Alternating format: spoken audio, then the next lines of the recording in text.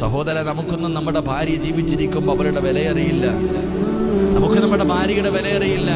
അല്ലാഹുവേ പടച്ചവനെ, നമുക്ക് നമ്മുടെ വീടിൻ്റെ അകത്ത് കിടന്ന് ഒരു അടിമയെ പോലെ, ഒരു വേലക്കാരിയെ പോലെ കിടന്ന് കഷ്ടപ്പെടുമല്ലോ സഹോദര. അവളുടെ വില നിനക്ക് കണ്ണുള്ളപ്പോൾ കണ്ണിൻ്റെ വിലയറിയില്ല. ആ ഭാര്യ 2 മക്കളെ നിന്നെ ഏൽപ്പിച്ചിട്ട് അവളവളുടെ പണി നോക്കി പോകുമ്പോഴേ നിനക്കതിൻ്റെ വിലയറിയും. അള്ളാഹുവിൻ്റെ റസൂലിൻ്റെ പൊന്നാര മകളുടെ ഇല്ലാത്ത വീടിൻ്റെ അകത്ത് ഇരുന്നിട്ട്, ഫാത്തിമ ബീവി ഇല്ലാത്ത വീടിൻ്റെ അകത്ത് കിടന്നിട്ട് അലിയാര് തങ്ങൾ ഉറക്കമില്ല, എഴുന്നേറ്റ് കള്ളിഷാപ്പിൽ പോയില്ല, എഴുന്നേറ്റ് ഓടി. അലിയാര് തങ്ങൾ എഴുന്നേറ്റ് ഓടുകയാണ്. ഓടിച്ചെന്നത് തൻ്റെ പ്രിയപ്പെട്ട ഭാര്യയുടെ ഖബറിൻ്റെ ചാരത്താ, ജന്നത്തിൽ ബഖീൽ.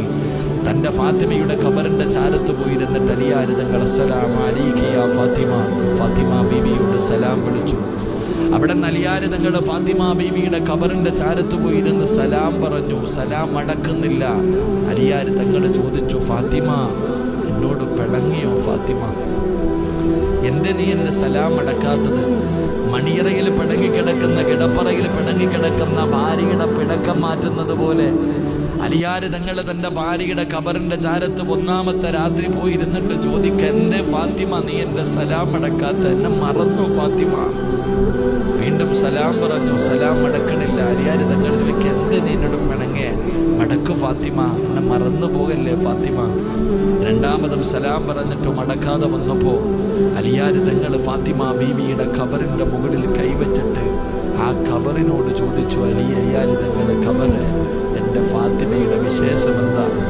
എൻ്റെ ഫാത്തിമയുടെ വിശേഷമെന്താ? എൻ്റെ ഫാത്തിമ ആരെന്നറിയോ? എൻ്റെ ഫാത്തിമ ആരെന്നറിയോ?